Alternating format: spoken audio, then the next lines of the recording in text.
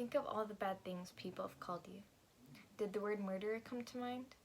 For many that are met by the protesters at Planned Parenthood, that might be the case. Planned Parenthood provides a variety of helpful services, but often gets a bad rap, which is why many want to defund Planned Parenthood. Yet you or someone you know may find yourselves walking into Planned Parenthood looking for necessary medical treatment.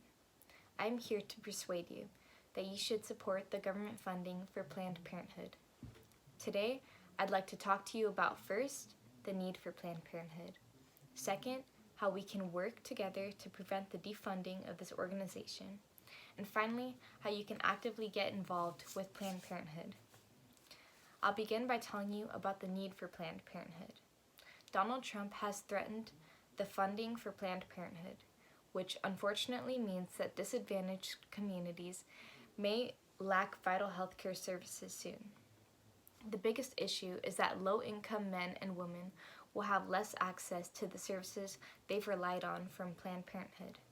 Just to provide an idea of how many people rely on this nonprofit organization, a chart from the organization I Stand with Planned Parenthood states that 6 in 10 women who access care from a family planning center, such as Planned Parenthood, consider it their main source of healthcare.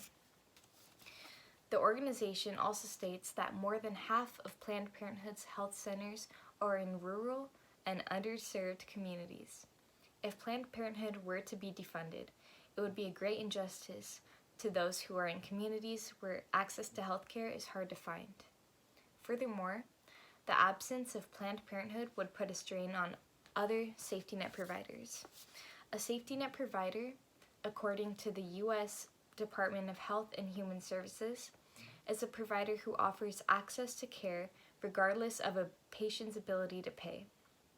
Sarah Rosenbaum from healthaffairs.org says that when Texas cut funding for Planned Parenthood in 2012, non-Planned Parenthood clinics were faced with having to increase their women's health service capacity by 81% on average, simply to overcome the loss of Planned Parenthood services.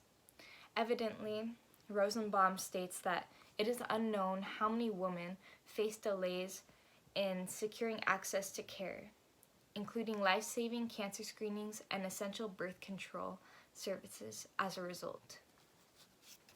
This will likely have disturbing effects within communities who relied on Planned Parenthood as their sole safety net provider.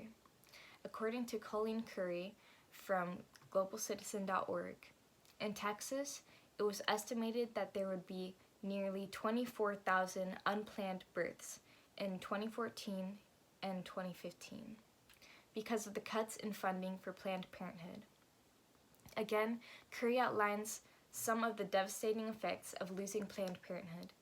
When Mike Pence served as governor of Indiana, he slashed funding for the nonprofit organization, shutting down the only HIV testing center in Scott County. What followed was an HIV epidemic which swept the county. Planned Parenthood clearly takes preventative measures against horrific situations such as these. I'm sure that you can see the need for Planned Parenthood, especially in low-income communities. But you might be asking, how can we prevent the defunding of Planned Parenthood? Let me tell you. There are a few different things that can help prevent this from happening. First, you can support Planned Parenthood by getting involved in the organization through donations or volunteering. Most importantly, people need to be educated on the services Planned Parenthood provides, which includes STD testings and treatment, birth control, cancer screenings, abortion, and so much more. For those who want to defund Planned Parenthood, it is generally believed that the organization is mostly used for promoting abortion and sexual deviancy. The truth is that abortion accounts for only 3% of the organization's healthcare services, according to Dana Evans from thecut.com. Planned Parenthood's main priority is the health of individuals and helping educate our society on safe sex. You can see that it isn't difficult to support Planned Parenthood. Now let's look at how you can get involved with this organization. Donations and volunteering are the easiest ways to get involved with Planned Parenthood. For more information on Planned Parenthood, you can go to www.plannedparenthood.org. You can donate by visiting their website, where you will be able to choose from many different forms of donations. You can also find volunteer opportunities on their website. By creating an account, the site will have you create a volunteer profile where you can fill out your areas of interest as well as availability schedule. Then you will receive alerts when there are new opportunities available. Those who have donated their time and money to Planned Parenthood have had such an amazing impact on the organization. To know that you are helping disadvantaged communities to be healthy and safe is so rewarding. As you can clearly see, getting involved with Planned Parenthood is an easy process. I've told you about the need for Planned Parenthood, how you can prevent this organization from being defunded, and finally, how you can get involved with Planned Parenthood. You can donate or volunteer through Planned Parenthood's website. Think about what you want for your community.